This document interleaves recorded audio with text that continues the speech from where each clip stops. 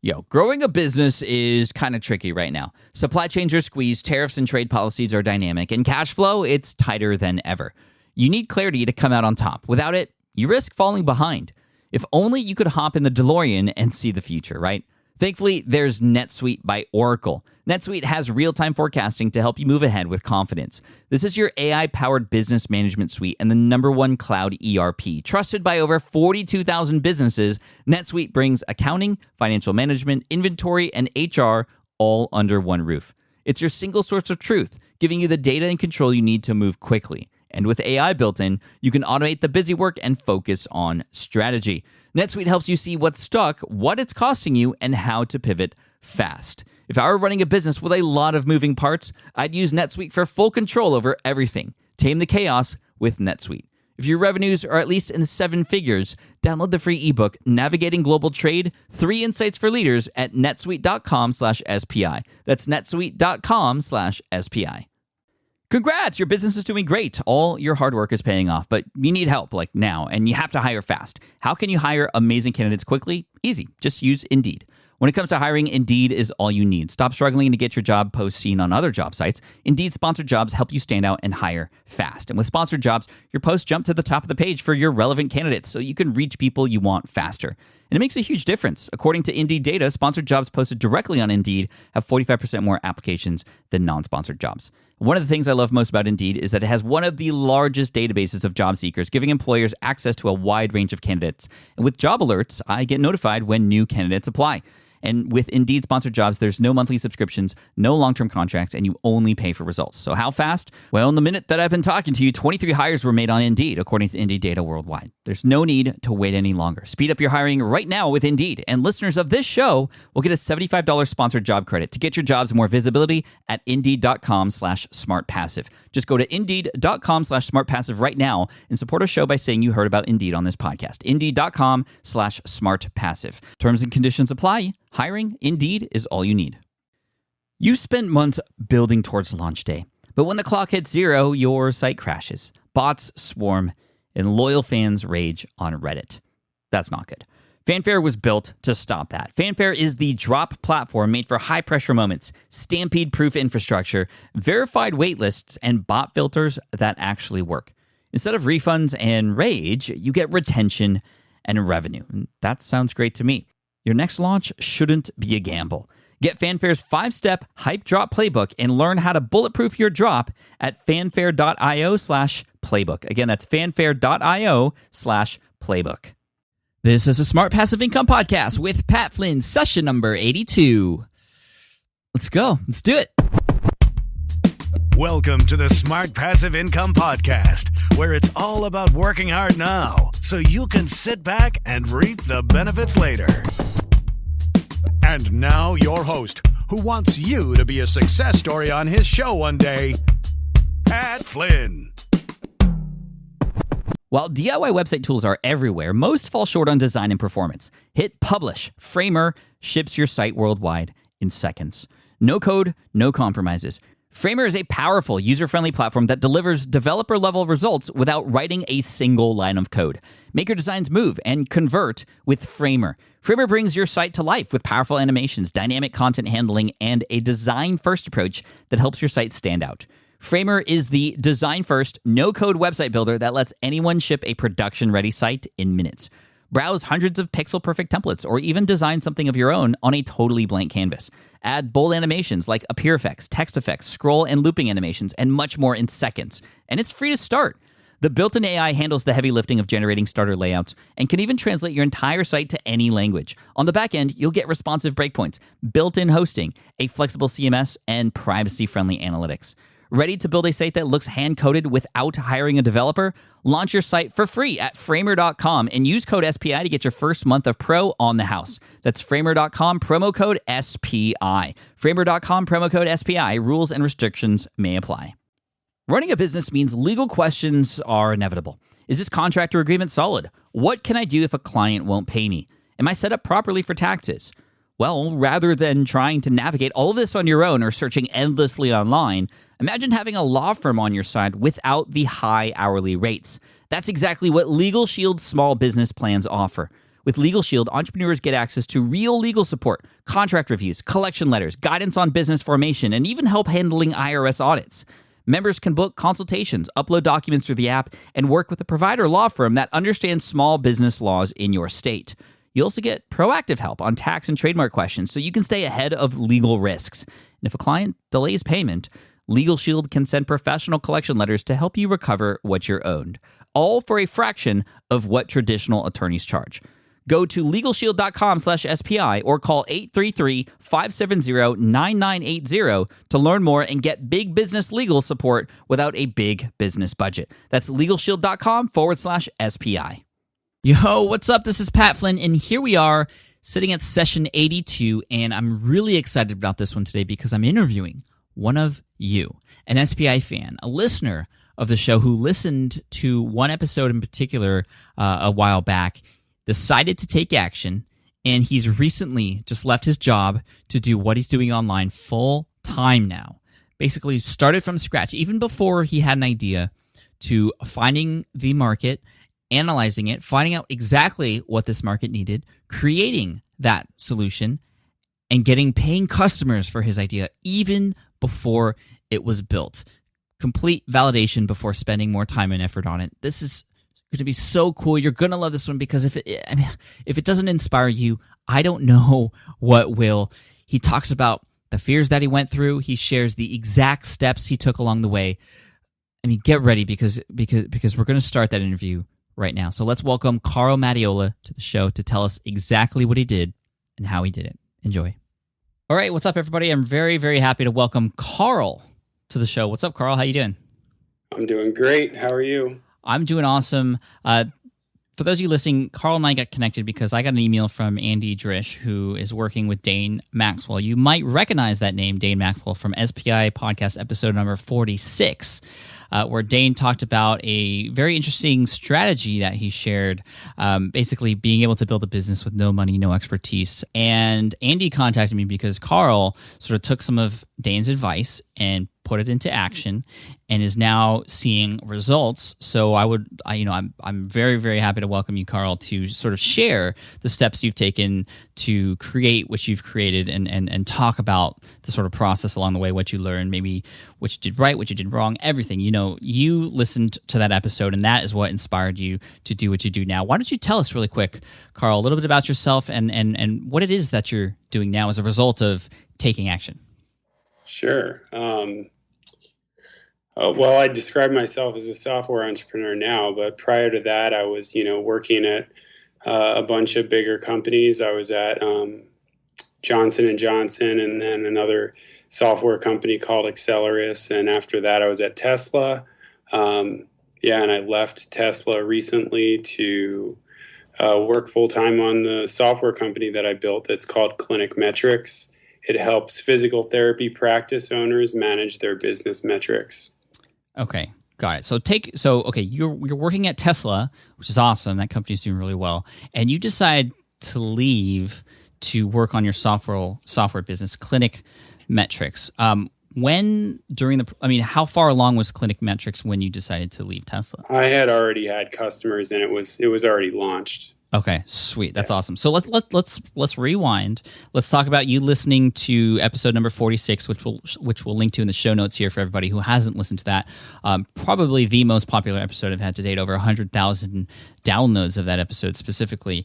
And tell us what was going through your head when you were listening to that episode and sort of what you did after that.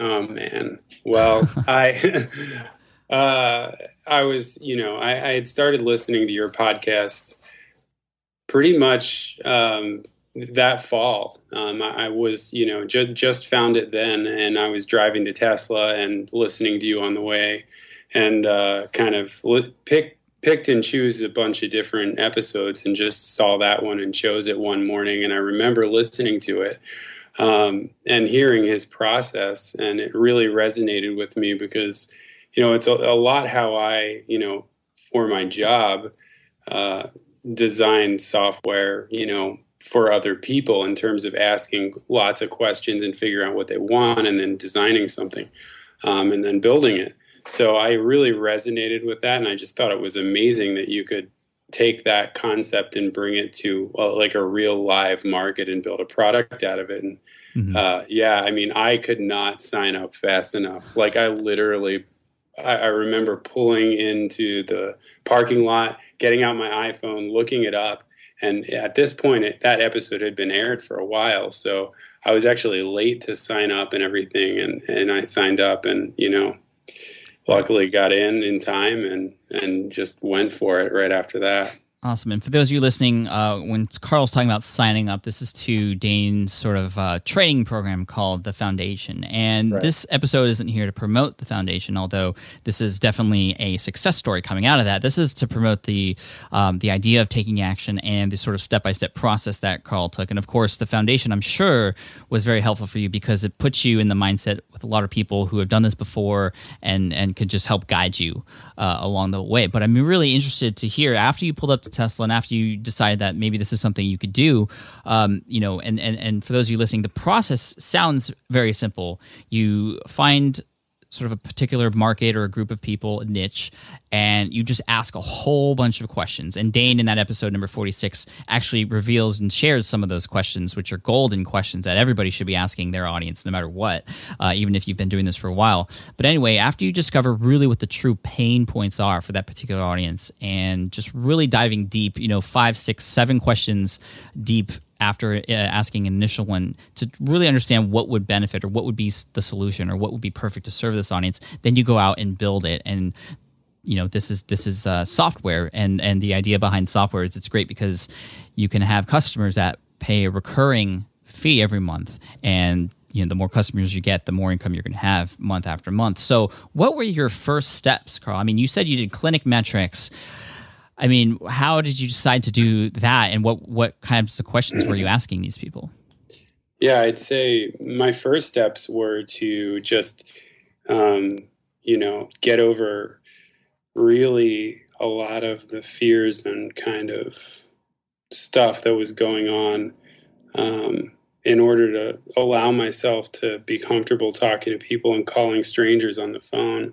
I did just pick a few markets and then test things out just randomly, but then I systematically kind of went through a process to choose a market, which I'd happily, go through with you if you want. Sure, of course. And yeah, and then I, along the way, a lot of things came up, and I was feeling, scared and nervous a lot about a lot of this stuff, and that was another big part to it for me. So where should I start? Do you want me to start with choosing the market? Yeah. How did you choose the market? I mean, it's great. I think it's great to just, you were sort of just going through trial and error. You were calling, and that's a big thing too. And I know that's why a lot of people fear actually just talking to people and going to figure out what it is exactly these people need, or what they're struggling with, or what would make their life easier. There's no better way to find out exactly what a target market needs than to ask them. But asking them is so hard, and a lot of people don't do that. And I'm really glad. Yeah, I'm really glad you brought up the sort of fears, because that's what everybody experiences. That's what I'm experiencing right now with this food truck site that I'm building for food truck owners. I mean, I'm experiencing it, but I know that because that fear is there, it's something that's worth doing. So why don't you go over the sort of process of selecting a niche and for sure, how you ended up where you got to? Well, I knew the process involved calling people, and so at first, I just tried a couple. I tried dog daycare, and I tried used car dealerships just to see how it was and break the ice. Kind of random choices. Yeah, just randomly, and then I kind of did it systematically by looking up a list of markets.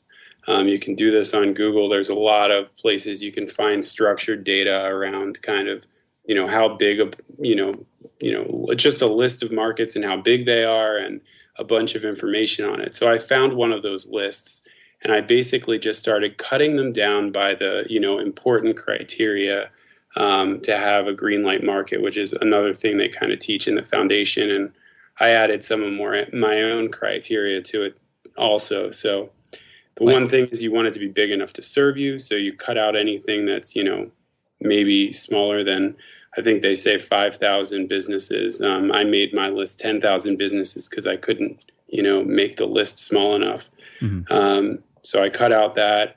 You want to make sure that they're, profit driven. That's kind of arbitrary. You want to make sure they are, making at least, enough money to pay for software. So we kind of guessed at $100,000 in revenue per year. And to do that, I personally looked at a site called BizBen, which, shows businesses for sale. And you can kind of look up, they display how much money they make too. So it's a great place to find, how much different markets are making or businesses are making. It's great. Yeah. And then I basically took that list and those criteria. Another one is, are they currently using software? You want them to be, because if they're not, then, it's probably a learning curve. So it's easy. You could search the market's name plus software. So I kind of had a big list and kind of whittled it down to 10. And I really just said, which ones of these markets speak to me? Which ones are, am I passionate about? And physical therapy and one other, home health, kind of stood out to me because I thought they were both important markets, and physical therapy in particular, because I was a patient at one point with a football injury and they helped me get over it. And I had a really good experience. So, I just, once I saw that was a green light market for me, I knew that was the right thing to do. And then I also kind of called both markets just a few times to test it out, and instantly kind of loved talking to physical therapy practice owners because we had a lot in common. Mm-hmm. And I think that's also important too, because if you're moving forward with something and you're reaching out to food truck owners right now, if you don't enjoy that and you don't enjoy those conversations, it's going to be a lot harder for you to move forward because you're going to need to talk to them a lot in order to, make something happen. Yeah, absolutely. And I'm absolutely loving this process. So I'm really excited to move forward. And yes, there will be struggles, but because I love this sort of industry, I've really grown to connect with actually a lot of individual food truck owners that I've been speaking to on and off again. It's going to be much easier than if I were to go into something I wasn't very passionate about. So what kinds of questions were you asking physical therapists to sort of discover what it is that they actually needed? Right. Yep. So the next thing was reaching out to them. I did it starting with email first. Mm-hmm. Just emailed them, a quick question, what is the biggest challenge in your business, pretty much, and just said I'm a software entrepreneur and trying to help them. And, they would respond, and then I would, set up a call from there. And what kinds of questions would I ask? I mean, the idea is to try to start broad, mm-hmm. To just kind of, ask them questions like, tell me about, what you do day to day, and what are the challenges that you have in your business day to day. And when they talk about that and you hear one, to kind of go further and ask more questions about that, to kind of drill in. Mm-hmm. So like an example would be, this one doesn't have to do with my product, so I'll use it. They once would tell me, I have to take all this documentation for each patient. And it sucks. And then you might ask, what kinds of documentation do you have to take, and how does that work? How often are you doing it? How much time does it take you each day? And you start to drill in and figure things out, and you can almost map out a process and figure out ideas right from there. Yeah, I remember in episode 46, Dane gave a number of examples just like that. Call it almost data mining, I think it was. Yeah. And so there was I think a conversation that Dane had with a pool boy who was losing a lot of money because a lot of the people who were his clients just said that, the pool's not clean enough, or you didn't do your job, I want my money back, or something like that. And so that became a big pain point. And he talked about creating some type of software that would document the cleaning process or show that things were being done the way they were supposed to, so that there was proof that they were going to get paid, or that they should get paid. And then there was the private investigator example. I think it was a home appraiser, someone who would go into homes and take measurements and do it by hand, with Notepad. And so somebody created an iPad application to help keep track of that and sort of make it easier for them to organize. So yeah, I mean, these types of opportunities are available everywhere. They're everywhere. But you wouldn't know unless you go and you take action and you ask a bunch of questions. And I love what you said, how, in your email, hey, I'm a software engineer, I want to build something to help you, where, you win because you get this thing that's going to make your life easier, and I would win because you'd be a customer, and I'd get paid. Obviously, you wouldn't say that, but that's the sort of idea. So, tell us a little bit what led you to. I mean, tell us about your product. Actually, what does it do exactly? And I bet based on that, we would obviously know the sort of pain points that these people have. If you wouldn't mind sharing. Yeah. So it basically. It is actually, yeah. So it helps them keep track of their business metrics. So as a physical therapy practice grows, they have, several employees and then eventually sometimes many locations. And as the practice owner gets further and further removed from what's going on, they kind of need to keep track of, different operational metrics to see how each clinician is performing, to see how their marketing is doing, to see how their finance is doing. So really what I'm building is kind of analytics for physical therapy, business analytics for physical therapy. So that's really what it does. And it gives them an idea of, exactly what's going on in their business so that they can point out problems and, solve them before, it becomes something too big. Right. I love that because, there's software out there that can do metrics and analytics for companies already. But when you build something specifically and with the input from your target market, it's going to be exactly what they need. And a lot of those larger companies who you might feel like are going to just overtake you because they're so big and they got all this money for spending and marketing and advertising and whatever, that's where you actually have an advantage as a single person who could go in there and build something for a specific market, a specific group of people, which is exactly what you did. And that's why we say, these opportunities are available everywhere. Solutions are available, but custom-made solutions are what people want because it just makes their life easier, and you have to make sure you show it to them. So how did you? Okay, you discover this pain. What? And you discover that there might be a possibility for this software. What did you do next after you were like, okay, this is something that could actually help these people? Did you create this software on your own? Did you hire somebody? What was that process like? No, so the next step, I wanted to make sure it was a valid idea. I actually got, from 32 phone calls, conversations that lasted at least an hour long with different practice owners. I got 8 different ideas that I thought were, legit ideas, business ideas. That's huge for this market. And I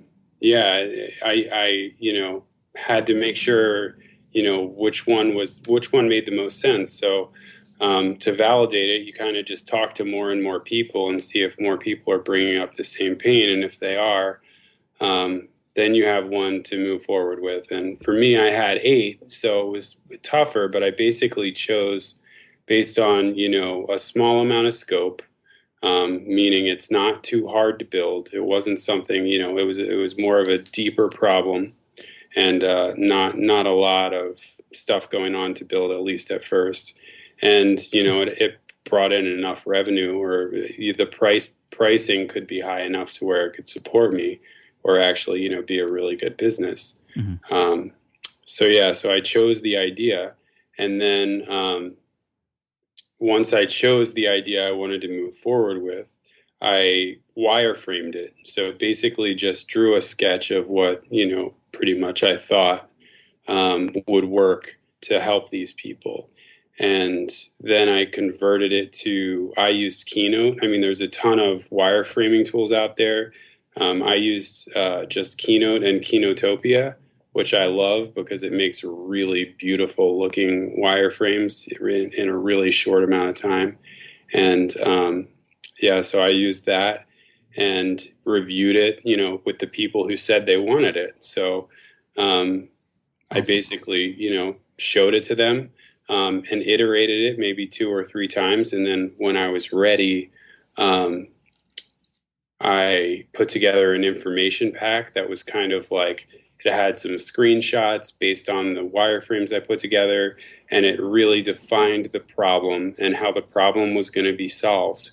And all the benefits the user would get, and kind of made an offer. And so from there, I kind of pre-sold the product using that information pack, and using like a clickable demo that I made with the wireframes to these people to prove that it was a worthy idea. So, you can sell it in advance. And, what I asked for was what it would cost them for 3 months to pay me in advance for the product. And what I said was once I got 3, that would be enough for me to feel comfortable moving forward. So I did that. That's awesome. That's so cool. What did that feel like to show this information pack and have these people that you're working with and you've talked to for hours on the phone and to be like, yes, this is what I want. And actually, they paid you before you actually made anything. Yeah, it was crazy. It was the first time I ever sold anything in my life, aside from off of Craigslist. And, yeah, I was, And it was just an idea at that point, right? Yeah, like just an idea. But yeah, it was. But a really good idea. It was sketched up, and I created some pricing, and yeah, I showed it to people, and walking them through. It was a crazy experience. I'd never sold anything before, but yeah, walking them through and price anchoring them by showing them, what the benefits are going to be for them, like how many new visits they think they could get if they had this, or how many hours they think they're going to save, and just trying to like be honest with them and show them what the return on investment could be. And just making that happen, and that process really worked, and they really appreciated it, and it was actually at that point it was far easier than I thought it would be. It wasn't easy, but I had done a lot of work up front. And I think that's, what made it, pretty easy, because I spent a lot of time with them designing it, and it was exactly what they wanted. That is so sweet. Did you pitch them? It wasn't really even pitching; it was just showing them. But did you do that in person? Did you do that like over a GoToMeeting, or how was? Yeah, I used Join.me. Just screen share. Okay, sweet. That's even more convenient. Oh gosh, that's so cool. And you had mentioned this earlier. That information pack you talked about. There's a link where people can actually download that. Correct?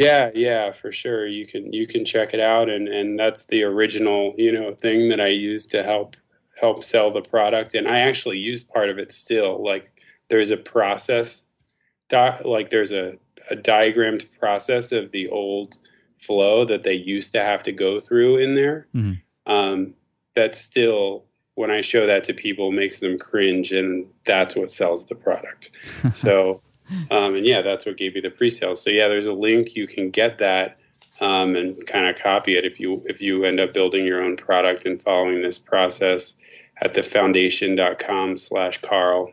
Yep, that's thefoundation.com, which is Dane's program, /Carl.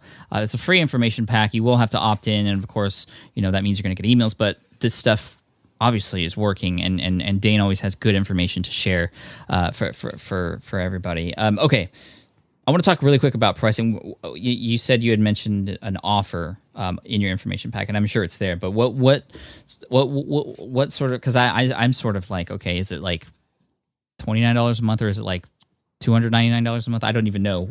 Kind of give us an idea of what this program costs and sort of how much you earned up front. Sure. So I charged, the offer is not actually in the information pack, because that would be something I send around, and I didn't want people to see that before. Okay. See the pricing, but like before I, presented the offer. So that's it exactly as I send it out to people. But yeah, the offer basically, went something like this. I would say, here's the pricing I came up with, which is roughly, it's $120 per month per location that they have. Most of my customers have about 5 locations. That's like the average. So it's 500 and some $600 or so. Wow. Per month is what I'm charging most of my customers. And so I would say, this is the pricing I worked out, and what I need from you is 3 months paid in advance, and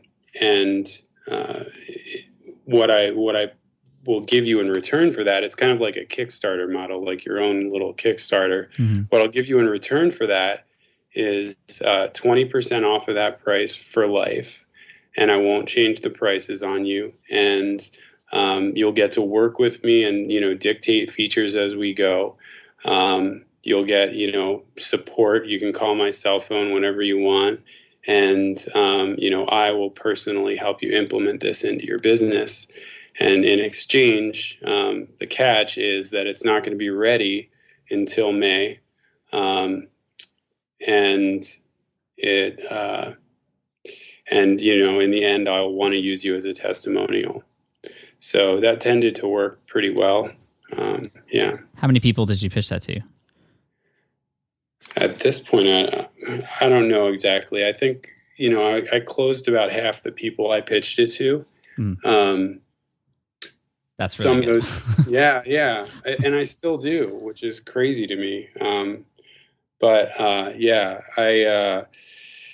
I think in the beginning, before I built the product, I raised like $3,800 in pre-sales. And I think that was like 4 customers. Maybe it was 3 or 4 customers that made that up. Yeah. That's awesome. So $3,800 pre-sale, and then you use that income to pay for the software? No, I had planned to, but I ended up getting a developer who was more interested in having, a stake in what happens with the company than. Okay. Yeah, so I ended up doing a deal with my developer, who actually is a friend. Like, I work with software developers, so I'm kind of lucky and fortunate in that end. But other people have done this too, where you can just find somebody and pay them if you want. And that's what I wanted to do to keep it simple. But, it worked out great. I mean, he was more vested in it and interested, and we worked great together. And so, yeah, that's how we worked it out. So I didn't pay anything to have the software built up front.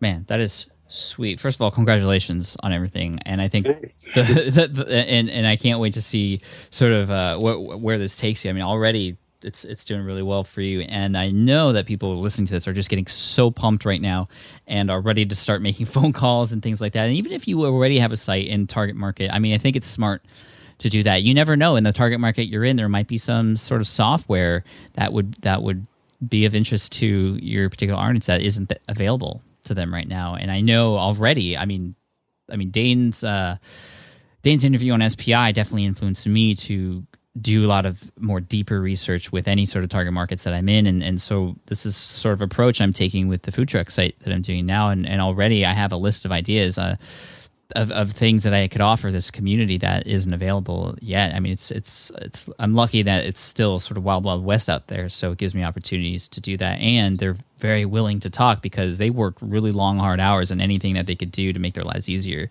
will be of benefit to them. So that's going to be coming down the road, perhaps, maybe some software, so some tools or things like that. But for now, it's just going to be the sort of website as a resource and to get to know and sort of build an audience there as well. But anyway, going back to you, this isn't about me. This is about you, Carl. What were some of the struggles that you faced along the way doing this? I mean, the way you presented it just now just sounds like, okay, it was boom, this, easygoing, pre-sale, boom, all is good. But I know that's never the case. Like what? Not. I mean, besides the fears that you talked about when making phone calls, which is going to be common for most people, what are some of the other things that you came across that were hard for you, that you struggled with, or maybe that you needed some help on? Yeah, I mean, there's a ton. And for me, the biggest thing I got out of being part of the foundation was like a change in my mindset. To kind of learn how to get over things so that I could be really effective. So like you remember, I said I was working full time for Tesla when I was doing this. So I had no more than 2 hours a day to spend on it, honestly. Mm-hmm. And I did this in 2 hours a day. And in the beginning, I was so nervous that, I didn't want to make a phone call. I was scared that the whole thing was a scam. I was sick to my stomach and I wasn't sleeping. And, learning to get over that stuff, really helped. And it all starts with just being aware and, noticing what you're feeling and why. And the way I kind of looked at it was, I wrote down, and a lot of people do this, and I know you do this too, like your top two things that you want to accomplish that day. Mm-hmm. And that morning I would wake up at 5:30 to start, and I would look at them and think, is there anything holding me back, and what is it? And then I would try to get over those things, or at least address it or be aware of it, and it really helped me a lot. But yeah, some of the stuff that came up for me was, I felt like, people perceived me as like a sleazy sales guy on the phone, which was totally not true, especially if you're trying to help people. They look at it as like it's awesome. You're there to try to help them, and they get to rant to you about their problems, and you're listening, and they really like to be listened to and understood. Everybody does. So that was one thing. Another thing was, more personal thing was, I was afraid. I wasn't afraid of failing. I knew that failing was going to help me move forward. But I was afraid of letting other people see me fail. So I was honestly like kind of hiding this from everybody I was friends with as I was doing it for a really long time. And, that caused issues. Like it just caused me to not be super effective because I wasn't putting myself out there as much as I could. And then once I got over that gave me another big step forward. And then probably the biggest one that made me kind of really realize I changed my mindset was, I was halfway down the process, and I had already made a pre-sale, and somebody had, I emailed this guy who was a consultant because I wanted to connect with him, and I thought it would be a good connection in the industry, and he never got back to me. And then another guy who I basically made friends with, who was a physical therapy practice owner, who knew the guy, ended up talking to him and mentioned me. And he said he didn't call me back because he was going to build a competing product, and he was already working on it. Whoa. And honestly, at the time when I first heard it, I was like, oh man, maybe I should, there's no competition right now, but this guy has way better reach. He's already in the market. That's really scary. Like, what's going to happen to me if I launch this product? And, he launches one and then just crushes me. But, if you think about it rationally, rather than let your fears like take you over, you can, realize that, he hasn't released anything yet. Maybe he's just saying that. It might not even happen. If he does release something, it's probably going to be completely different than what you're releasing because you're not even talking to each other. You're doing it right. You're talking to the market, right? Like, mm-hmm. You're building something absolutely the way it should be built. I have experience in software, so I'm probably going to build better software than this other guy. So, in the end, I realized that it would be a good decision for me to move forward. And obviously, I'm super psyched that I was able to get through that. That's pretty scary. I mean, I think that's something a lot of people worry about is, why they sort of not share with everybody is because they're afraid of other people taking their ideas. And that's actually the first time I've heard of someone actually, I mean, they didn't, you said you haven't seen anything yet, but typically that's stuff that, people are overthinking about. And, a lot of times, I mean, even when doing your research, you might be scared, like, oh, maybe somebody that you're speaking to will think it's such a good idea when you're trying to conduct this research that they'll do it themselves. And I think, that's something you shouldn't worry about because a lot of these people who you're talking to, they obviously, because they need help, they're doing their own thing and it's taken all their time. So they're not even going to have a chance to do what you're doing right now, which is all the research and things like that. Mm-hmm. Those are big things. So let's go back really quick. You said you were working on this 2 hours a day. So it sounds like you knew what you wanted to do within those 2 hours sort of beforehand. But where did you find those 2 hours? Did you have to sacrifice anything, or did you sort of put things aside? A little bit. Well, I'm a surfer, and a lot of times I would surf in the morning before work. I did sacrifice that during this period quite a bit. I still went, but I didn't go before work anymore. Mm-hmm. But I did mainly just get up earlier. I'm always an early riser, but not like 5:30 a.m. early. And that's what I did. I got up at 5:30, ate breakfast and planned what I was going to do, and then worked from, 6 to 8 a.m. and then went to work.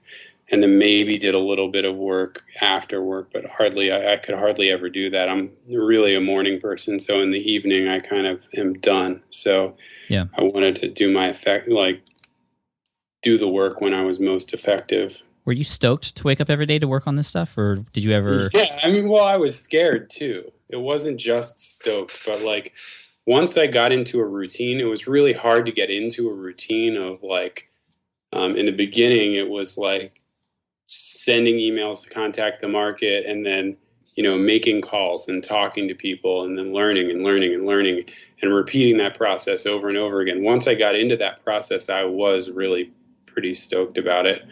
And then going to work on the wireframes and talking to the customers more. And yeah, for sure. Eventually I got pretty stoked about it, but there are always days like it's super cyclical when you're doing stuff like this, on your own, like where you have a super high where, things are going great and you talk to a new customer or potential customer who's, could be awesome, or somebody gives you a great idea, and then you talk to another person who's like totally negative and down and tells you you're never going to come up with anything because there's tons of software out there already, and that's going to happen. And it puts you in a bad mood for the entire day. It can, until you learn to control it a little bit.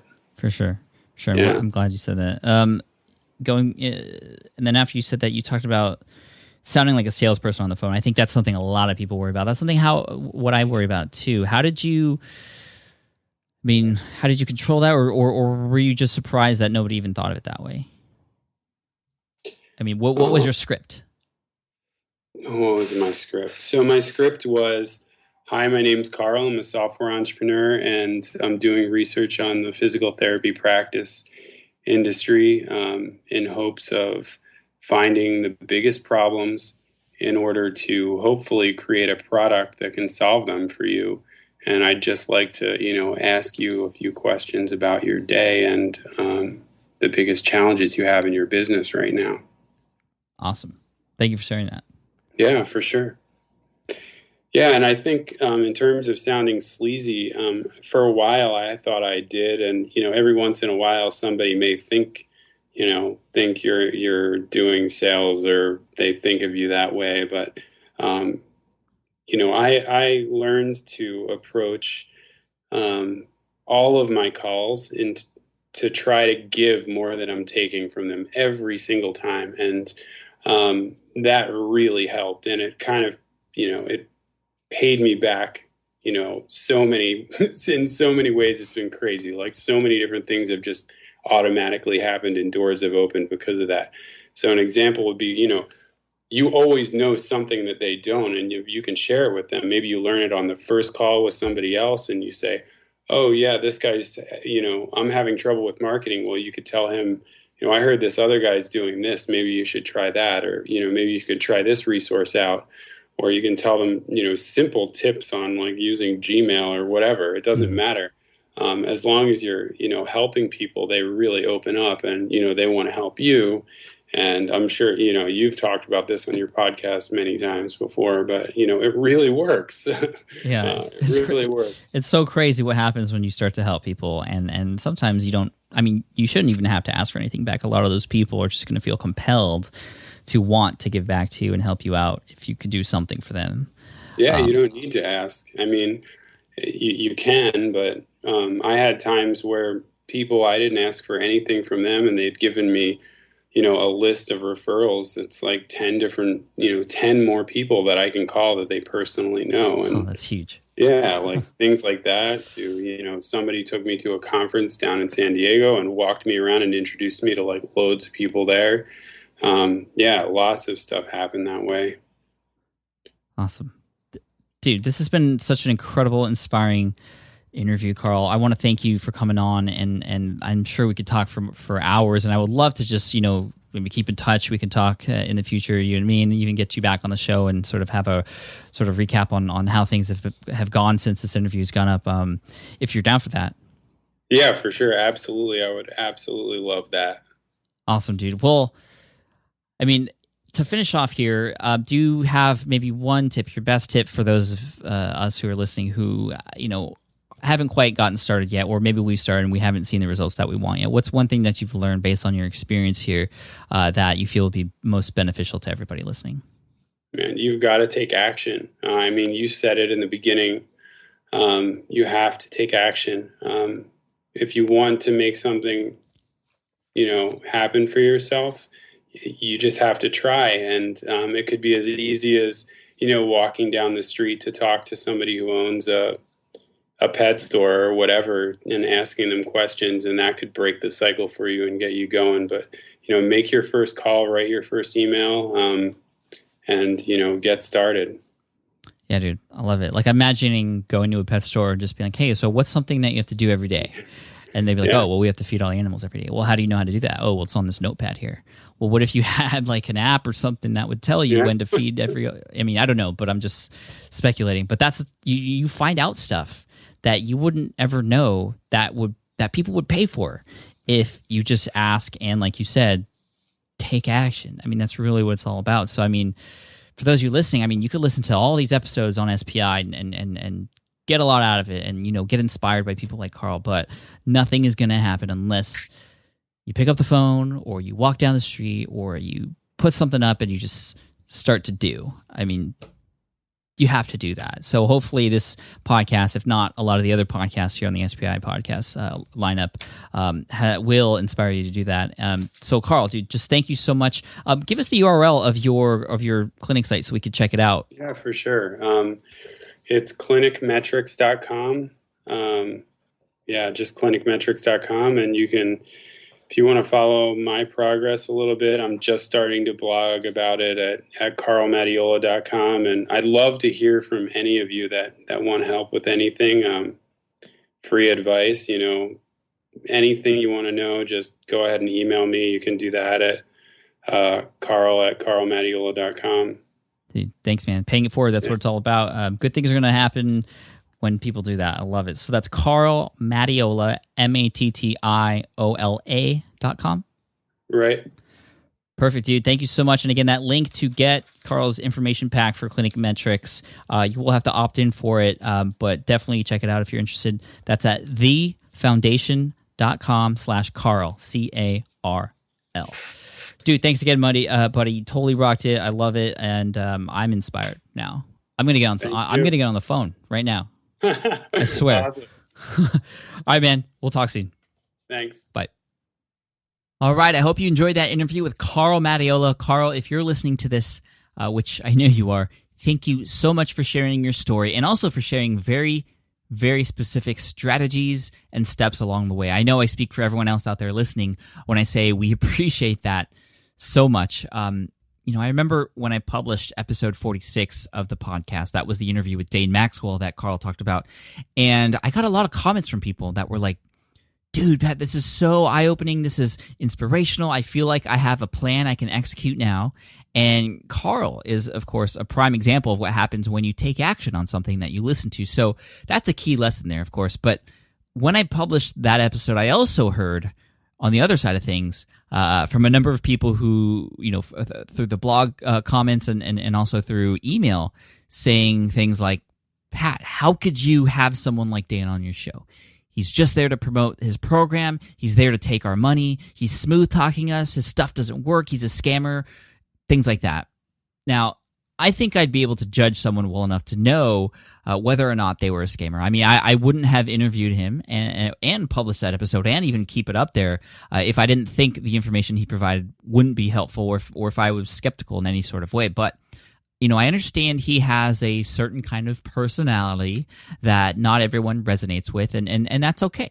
I can see where the negative comments might be coming from. But when you break it down, to the principles of what he was teaching, the stuff that Carl talked about too, that's the stuff you need to understand no matter what. Finding a market in need, one big enough to support you if you are able to support it, digging deep, really deep into the problems and issues and the pains of that market, and then working with them to create something amazing. I mean, if you haven't read The Lean Startup by Eric Ries, read it. There are a lot of similar strategies and principles being shared here. And yes, this business model and the idea of software business isn't for everyone, but it's just another option for you. And if this episode excited you, I recommend taking action. Start something. Make calls. I mean, even if you're not excited about software, I mean, your blog, your business, whatever it may be, make calls and talk to people in your industry or in your audience and find out anything that you can that you can or might be able to potentially provide a solution for. I mean, emails, calls, talking to them through your blog comments, and just trying to understand. Your job is to understand everything about them so you can provide everything for them. Now, yes, Carl is a graduate of the foundation, and I'm not saying that you have to join Dane's program. I mean, you could if you feel it's the right fit for you, but the information isn't secret. I mean, Carl told it all, Dane told it. I mean, what the foundation does really well is it provides that support system and that structure and the scheduling that, not everyone has access to, the accountability and things like that. I mean, that support system of like-minded people who are going to help you along the way is so important. So whether you get that through something like the foundation, or if you have a mastermind group like what I have, I'm actually in 3 of them. They are that important to me. Just know that should be an important component to you and the success and whatever you're trying to do. That support group. And lastly, you don't need a dime to make a phone call. Although I guess depending on your phone plan or where you live or who you're calling, you might. But I mean, to do the research and validate your idea, something we heard, we hear over and over again. SPI podcast number 71 with Noah Kagan talked about validation. And again, in a few other episodes, you don't need to spend money to do that, or very much. And then connecting with others, like we just talked about, you don't need to spend anything but time and effort to find the right people. So going back to what Carl said right there in the end, take action, get uncomfortable, and welcome and embrace the fear. That means it's something worth doing, something that might take your business and your life to the next level. Appreciate the small wins along the way. That's probably my biggest tip. Appreciate the small wins along the way, and you got this. All right, resources and links at smartpassiveincome.com/session82. And thanks again for all the SPI love. I love you guys so much, and I'm here for you. I will see you in episode 83. Peace. Thanks for listening to the Smart Passive Income Podcast at www.smartpassiveincome.com.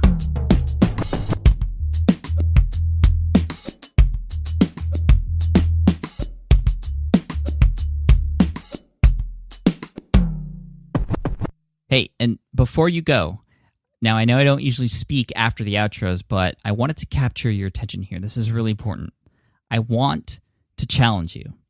I want to challenge you to have a phone conversation with somebody in your particular market, in your target market. I want you to have a phone conversation with them. This is really important. You're going to find out so many amazing things from simply having a phone conversation, a real conversation with somebody. I'm doing this right now in the food truck industry, and I'm realizing there are so many business opportunities here. It is unbelievable. It is unbelievable, and you will find the same thing out once you get on the phone. And it's really important that it's on the phone, because I know you can ask these, sort of questions to people in your target market via email, but the thing is, you'll get the surface level answers. And when you are having a phone conversation and you ask these questions, you can go deeper. You can find out more, 5, 6, 7, 8 levels deep within the one single seed question. And that's where the gold comes out. That's when you will discover things that are truly, things that really matter to those you're speaking to. Now, if you have an existing business, blog, or website already, take one of your customers, speak with someone that you know is in your target audience and get their phone number and tell them you want to help them and have a phone conversation with them. Maybe you can have an in-person conversation too. That'll accomplish the same thing.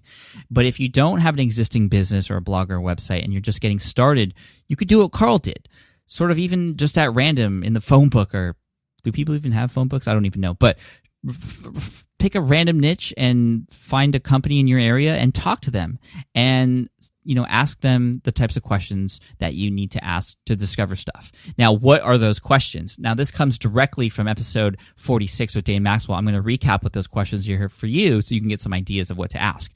First question, what's the most important area of your business? Here's some other follow-up questions. I'm just going to list them here for you, and you can kind of have a natural conversation based on these. Is there any pain associated with that particular activity? What else? That's probably the most powerful question in the world. What else? Or also, tell me more. Those are follow-up questions that are golden, and you need to follow up. And here's a really important quote that Dane mentioned in that episode that just pretty much sums it up, because the quote is, if you can define the problem better than your target customer, then they will assume you have the solution. So your job is to ask these questions so you can define the problem and do it better than your target customer. And that's why you need to have eventually multiple conversations. But I want to start with one. I want you to start with one. Now, here's some more questions. What software have you been looking for, but you just can't find a good solution?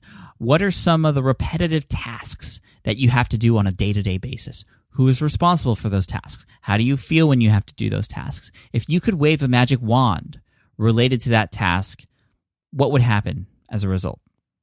What are the tasks that you do that take up the most time? What problems are costing you the most money? Now, those are some questions to help you get started, and I challenge you to have one phone conversation with somebody in your target audience, or again, if you're just starting out, somebody who owns another business or whoever, a target market of some kind. And what I want you to do is have that conversation and email me. Send me an email, a personal email at pat@smartpassiveincome.com. This is my way of holding you accountable. I want to see how many of you take action. Who of you are the action takers? Because Carl talked about it. That's what it takes. So if you're getting struggled to get started, and this is a good starting point. And if you just need that little push, I'm giving it to you right now. Are you up to the challenge? Email me after you have that phone conversation. Again, pat@smartpassiveincome.com. I want to know that you did this. I want to know how you felt. I want to train you to do things like this. I mean, SPI, is a lot of information to take in, but that information means nothing unless you take action on it. So do that. And this is my way of getting you to do that. So I look forward to reading your emails, and then I'll see you in the next episode. Hey there, quick pause here because I have to tell you about a tool that completely transforms the podcasting workflow, Riverside. I get it. I used to juggle multiple platforms just to record one podcast episode. It was exhausting. Zoom for recording, Audacity for editing, and then a bunch of different apps just to create clips and social posts. I've tried other ones as well. They were okay, but they were clunky and super time-consuming. That's where Riverside has massively helped. I can do it all in one place, recording, editing, repurposing, one platform, one streamlined flow. I just log in, record with my guests no matter where they are in the world, and just like that, studio-quality audio and high-resolution video all in one. And get this, even if your Wi-Fi glitches, Riverside records locally on your device so everything sounds and looks crystal clear. But here's my favorite feature, Riverside's AI editing tool. You can remove silences and filler words with just one click, hours saved. With Magic Clips, Riverside also automatically finds the best moments and turns them into ready-to-post videos for YouTube Shorts, TikTok, Instagram, all without the extra editing. So if you're looking to level up your production quality and simplify your workflow, go to smartpassiveincome.com/Riverside and use code SMART to get 1 month free on the Pro plan. That's smartpassiveincome.com/Riverside, promo code SMART. It's built by creators for creators, and I think you're going to love it. Have you dreamt about being your own boss, but still haven't made the first steps to making that dream a reality? Well, I get that. Starting a business can feel super overwhelming with legal forms, paperwork, finances. It's a lot. And that's why I'm excited to tell you about Taylor Brands. Taylor is a complete business builder designed to make launching your business simple and stress-free. You can register your LLC in just minutes, keeping your personal assets and the business assets separate from day one. From there, you get access to everything you need to get off the ground. Legal documents, licenses and permits, invoicing and bookkeeping tools, and even a 100-day business coaching program, all designed to help you hit the ground running. You'll also get a free, personalized business plan, branding tools, and so much more. And of course, listeners of this show get an exclusive 35% discount to get started. All you have to do is head to taylorbrands.com/SPI. That's TAILORBRANDS.com/SPI. Stop dreaming, start building with Taylor Brands.